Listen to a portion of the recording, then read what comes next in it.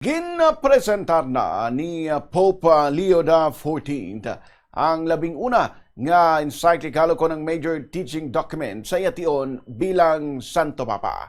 Ini nga encyclical ang nakaandan bilang sulat sa mga obispo apang sa pagligad sa mga dekada na himo ini nga mensahe sang Santo Papa sa kalibutan.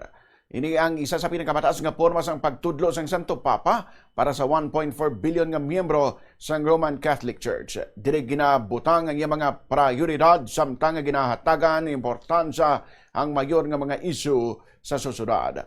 Ang iya encyclical ang may titulo nga Magnifica Humanitas on Safeguarding the Human Person in the Time of Artificial Intelligence.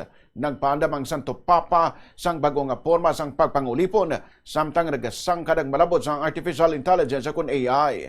Sa Santo Papa, nabutang sa dako nga peligrong katawhan nga inormalize ang exploitation sa mga tawo pareho sa produksyon kag sa aplikasyon. Ginplastar man silang papel sang AI sa pagbulig agud nga mahimo nga daw normal na lamang ang giyera.